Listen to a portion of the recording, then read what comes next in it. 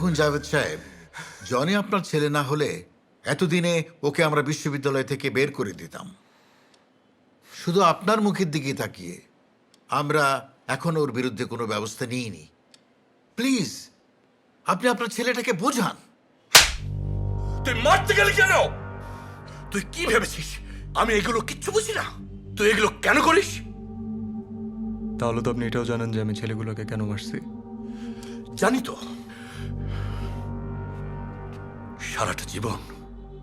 সারাটা জীবন আমি শিক্ষকতা করেছি। হাজার হাজার মানুষের ছেলেদের আমি মানুষের মতো মানুষ করেছি। কিন্তু আমার আফসোস একটাই, আমি আমার নিজের ছেলেকে মানুষ করতে পারলাম না।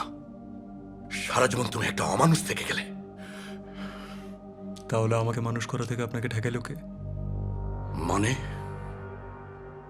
What do you mean?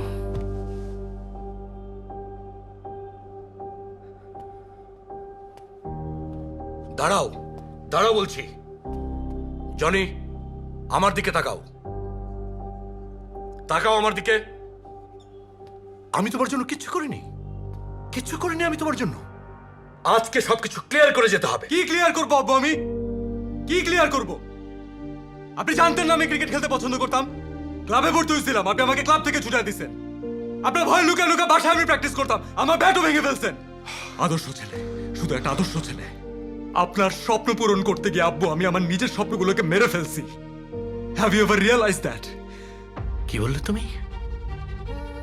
আমি তোমার কোনো স্বপ্ন পূরণ করিনি, কোনো স্বপ্ন পূরণ করিনি। তুমি ছেলে হিসেবে আমার স্বপ্ন পূরণের জন্য কি করেছো? কি করেছো তুমি? সারা জীবন শুধু জেদ জেদ আর জেদ। তোমার ওই জেদ তোমার মাকে খেয়েছে, এখন আমাকে খাবে। আর আমার মৃত্যু না হওয়া পর্যন্ত তোমার শান্তি নেই, তাই না?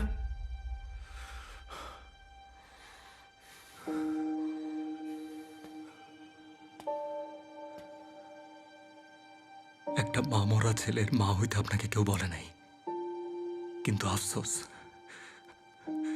আপনি একটা বাবাও হইতে পারেন নাই।